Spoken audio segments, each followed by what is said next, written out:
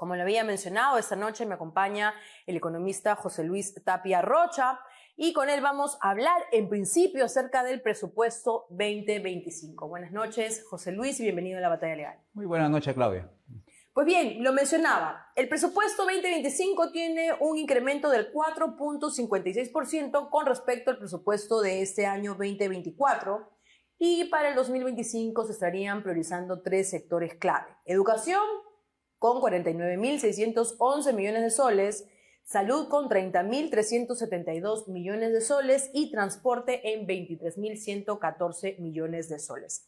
Esta es una alternativa que nos acercaría a una solución o simplemente son cifras exorbitantes que nos ayudan a distraer para de repente decir, bueno, ya están subiendo los presupuestos y aquí podría haber una mejora.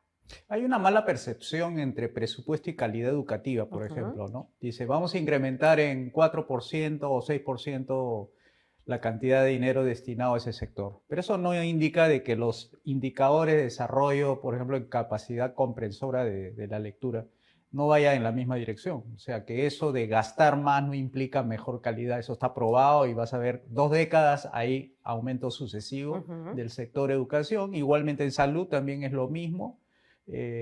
O sea, lo que estamos viendo es simplemente cómo contentar a los sectores que están interesados en ese aumento. Por ejemplo, mucho de ese gasto que se va a hacer es más que todo en gasto corriente. O sea, eso implica de que no va a haber altas tasas de crecimiento, por ejemplo, en número de carpetas, número de laptop, mejoras en las pizarras, en los baños, igualmente en los medicamentos, por ejemplo, los procedimientos quirúrgicos necesitan herramientas, equipos, tampoco. Entonces, como va destinado más a satisfacer los intereses políticos que hay detrás, por ejemplo, estamos hablando de 363.000 maestros. Tú le subes el sueldo y ya va a estar contento contigo. Ahí tienes ya más cerca de 500.000 de votos. Ya los tenemos contentos, pero ellos, ¿qué nos van a dar a cambio? Exacto. Entonces, como eso no se va a dar de un momento a otro, vas a tener simplemente más votos para el 2026.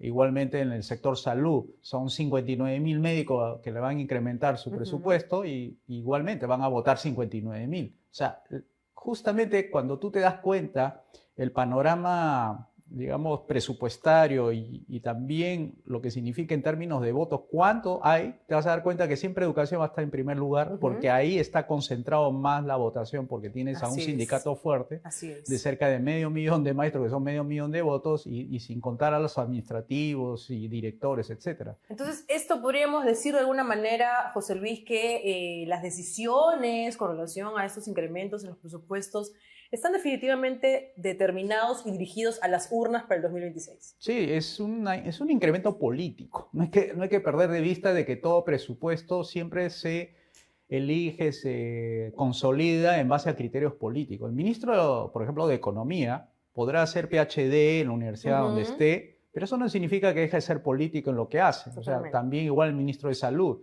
Lo que va a pedir no es lo hace por lo que es médico, no, es por lo que significa su posición política como médico, que es diferente. O sea, que ahí no estamos hablando de economista y médico, estamos hablando de dos políticos que tienen que lidiar con sectores que son muy activos, por ejemplo, educación y en la parte de salud, y eso es lo que origina pues de los incrementos. No hay una real, digamos, reforma que deberían haber en los sectores como para que haya un incremento de la calidad educativa, ¿no?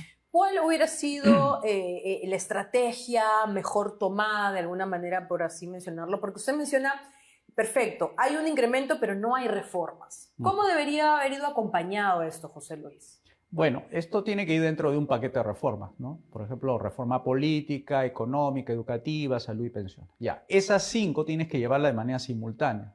Por ejemplo, en el caso de educación, educación es una reforma social, por así llamarlo, pero que implica desregular, o sea, tienes que ponerlos a competir a los colegios, tienes que hacer que se incremente esa capacidad de poder generar recursos propios. Y un planteamiento, por ejemplo, que nosotros lo hacemos dentro del Instituto Libre Empresa, es que los propios profesores, directores, los que están en la comunidad educativa, menos los padres de familia, sean los dueños de los colegios que ellos enseñan, que ellos administran. Entonces se convierten en comunidades económicas que, aparte de ganar por el lado de maestros, directores, puedan ganar por el lado de los ingresos que puede originar esos centros educativos.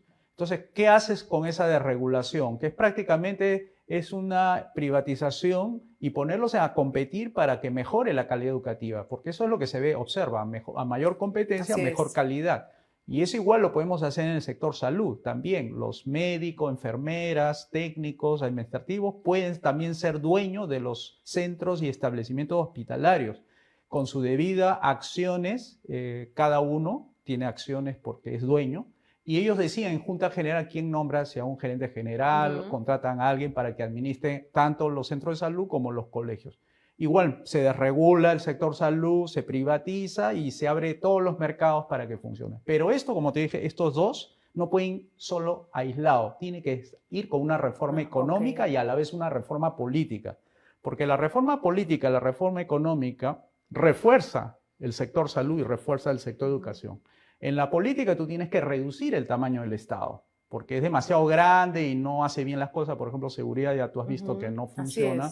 Entonces tienes que redimensionar el Estado, hacerlo crecer donde se necesita y reducir donde no se necesita. ¿Dónde hay que hacer crecer? Seguridad, justicia y obras públicas. Y se reduce todo lo que no sea económico. O sea, perdón, todo lo que sea económico se reduce. Para ir trasladando todos los recursos que estaban en un lado donde no hace nada el gobierno, bueno, y lo trasladas en seguridad, que es la gente más lo necesita. Así es. Y efectivamente, cuando haces esa reforma política, lo haces simultáneamente con la económica. ¿Y la económica qué significa? Reducir impuestos. De 36 impuestos, reducirlo a 1, que es el impuesto único y universal uniforme. Y eso significa que reduce los costos y precios aproximadamente 40%. Significa que la pensión de un, por ejemplo, padre de familia paga 400 soles, pagaría 200.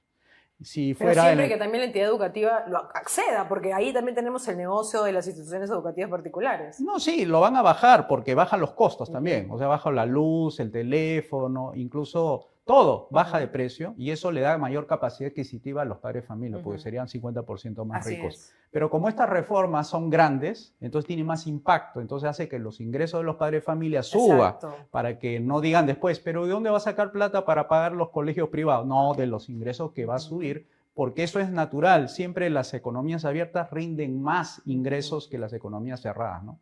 Entonces, para terminar con este tema, si no tenemos reformas estructuradas, ¿de qué manera se puede beneficiar finalmente a los sectores que más necesitan de este presupuesto? Más presupuesto y más presupuesto, como si esa fuera la solución, y nos van a mantener así durante décadas. Y lo peor es que pagan estos platos rotos los niños, ¿no? El futuro. Así es. Los pacientes, los que están enfermos. No van a haber salida, van a tener que esperar 1 mes, 2 meses para que le den una cita médica, una operación. Por más pequeña y sencilla que sea, pero lo van a hacer esperar. Y hay gente que no puede esperar. Entonces, eso es lo más importante, ¿no? Para Dina Boluarte, seguro que está ingresando su 3er año de gestión. Esto es un exitazo, ¿no? Como ella lo menciona, todo es historia, todo está marcando históricamente. Pero históricamente también ella ha tenido una ausencia en la Conferencia Anual de Ejecutivos, que es el CAE 2024. ¿Y esto podría afectar la percepción de estabilidad y confianza de nuestro gobierno, José Luis?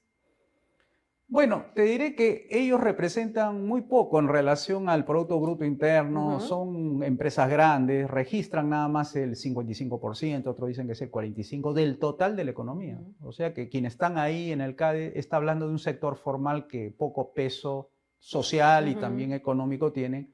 Pero bueno, como eso es lo que, digamos, atrae cámara, atrae público, van los presidentes, esta vez no fue. Exacto.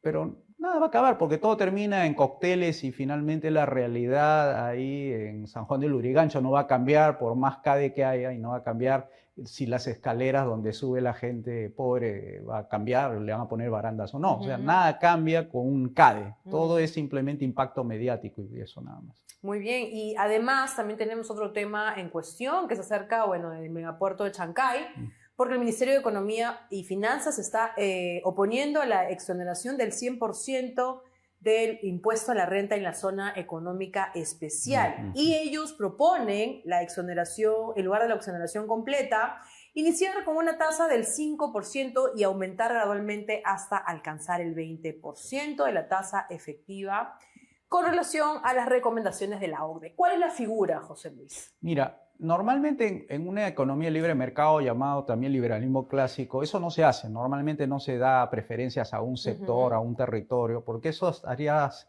rompiendo el principio de igualdad ante la ley. Todos somos iguales de la ley, por más que Chancay esté ahí, sea importante, ¿no? Ahora, si tú me dices, ¿cómo podríamos desarrollar Chancay y qué impacto tendría eso? Yo creo que lo que deberíamos ver es más en conjunto, ¿no? No solamente ver Chancay como la única fórmula, sino ver la manera también de bajar impuestos. ¿Por qué a Chancay nomás se le está hablando de darle esa... Una exoneración, exacto. Claro, deberíamos también exonerar también de impuestos a todo el resto de la economía. Hay muchos sectores que andan por ese lado, por ejemplo, los agroexportadores también tienen... Por ejemplo, pagan la mitad del impuesto a la renta, pagan ellos el 15%, pagan el 9%, del 9% pagan el 4% en el salud. Las vacaciones no son de 30, sino de 15. Y tú ves cómo se desarrolla ese sector. Así como funciona para el caso agroexportador, deberíamos hacer para el resto de la economía. Bajar los impuestos, por lo menos el impuesto a la renta de 29 a 15, y vas a ver cómo vas a crear empleos de calidad y vas a tener a la gente más contenta porque va a tener mejores ingresos, ¿no? Entonces, hablar de una estrategia con la exoneración del 100% del impuesto a la renta no sería algo tampoco viable, por así decirlo. ¿En qué nos afectaría a nosotros? Mira, ahí justo me hace recordar algo. Tú sabes que Trump está proponiendo eso del 60% de los aranceles. Sí. Cualquier oferta exportable que sale del Perú tendría consideración. ¿Qué pasa por Chancay? Exacto. Claro, eso es porque hay una idea equivocada de que el puerto de Chancay es chino. Y eso habría que aclarar, porque si le damos todo lo que los chinos piden, van a decir, entonces como piden y le dan, probablemente ese sea pues el puerto de los chinos, ¿no? Sin que lo pueda declarar el gobierno peruano de esa manera. Entonces eso sería el pretexto ideal para que Trump, ya ve cómo los chinos consiguen lo que piden, entonces es su puerto, entonces le van a aplicar esos 60% de exoneración, de aranceles altos a estos productos. Ahora, ¿cuál es la estrategia ahí? De nuevo, el escudo estratégico ahí sería, ¿por qué estar a la defensiva de lo que Trump hace? Deberíamos más bien ser más estratégicos y hablar de un escudo. El escudo de protección de nosotros sería armar esas 5 reformas liberales.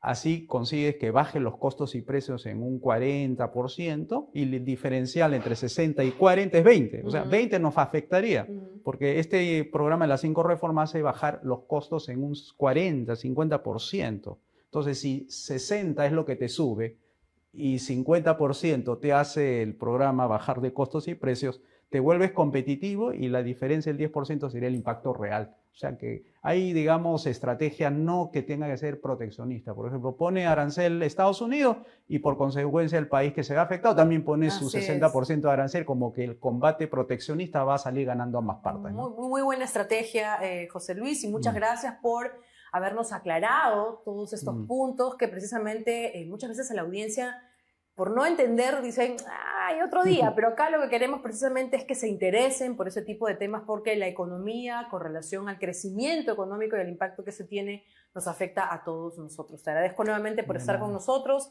y espero tenerte pronto por aquí. Claro que sí. Muy bien, nos vamos a un